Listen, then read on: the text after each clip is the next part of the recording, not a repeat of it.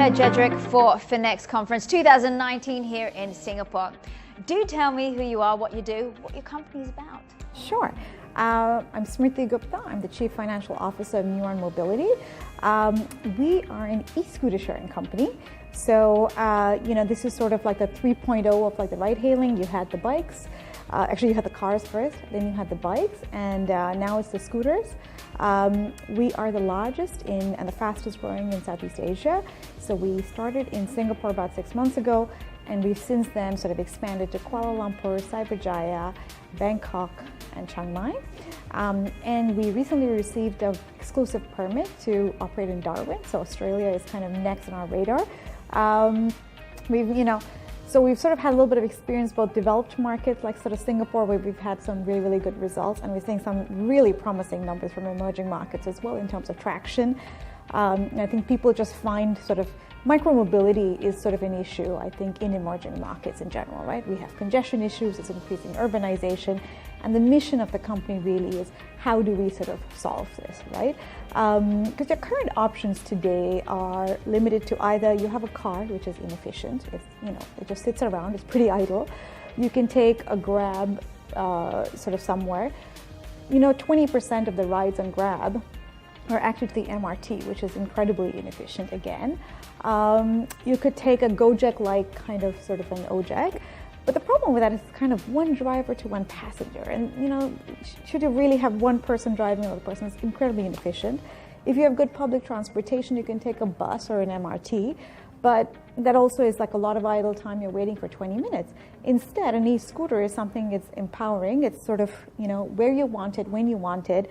You just hop on and you kind of, for any distances that are kind of, an ideal distance is anything sub 2 kilometers, you hop on and kind of get there yourself. So you're not waiting for a car, you're not calling something on your app, you're not waiting for someone to drive you around, you just sort of get there. So that's the whole idea of sort of e-scooter sharing, trying to solve micromobility. We think Southeast Asia is in desperate need of micromobility solutions, and so we're, trying to roll out as quickly as possible.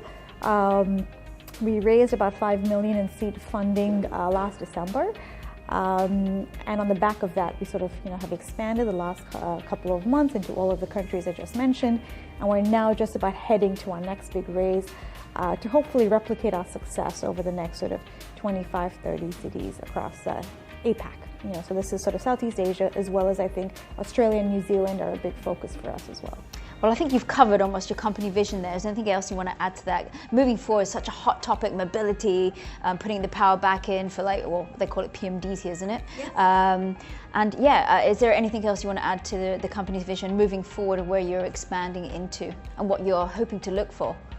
Yeah, so I think one of the things that is sort of really interesting is I think the big sort of challenge is regulation. This is a highly regulated market, and so we've had sort of we try very hard to kind of work with governments, but different governments have different stances on this.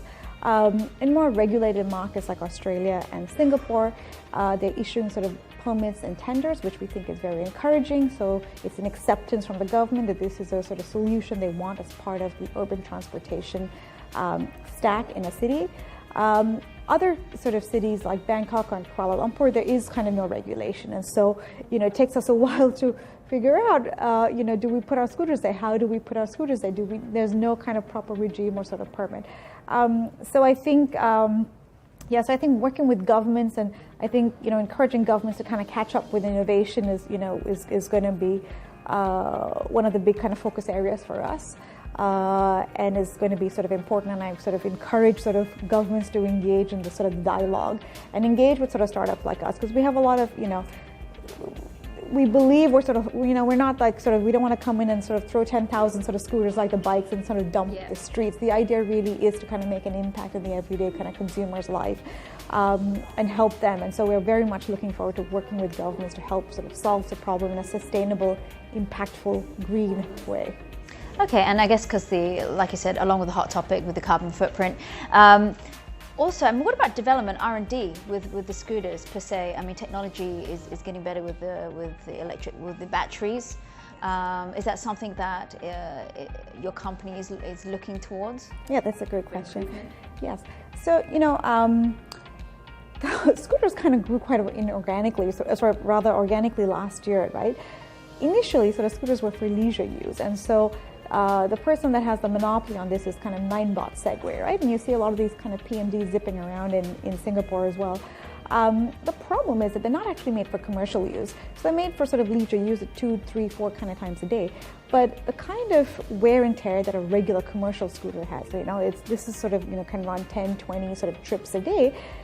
We don't think the current sort of, dominant model, which is sort of the Ninebot, is sort of suited for it. So we've invested a lot of effort in kind of R&D and innovation on our end. We have a proprietary sort of supply chain. We've sort of invested in the R&D of a new commercial grade scooter that is far more kind of rugged. It's got a bigger sort of wheel that is sort of, better suspension, that's much better suited for Asian roads and sort of roads in general and for sort of commercial use. It's got a longer lasting battery as well. So it can sort of go 80 kilometers. Most current scooters only go 40 kilometers, so it doesn't need to be changed that often. And also has a whole bunch of it's also a very smart scooter.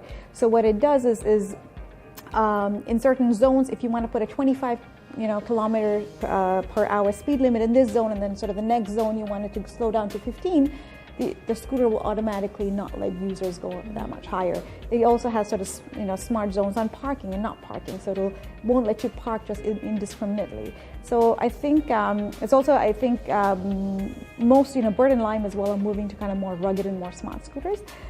We believe that sort of ours is slightly more advanced than sort of the others, and so we're very excited.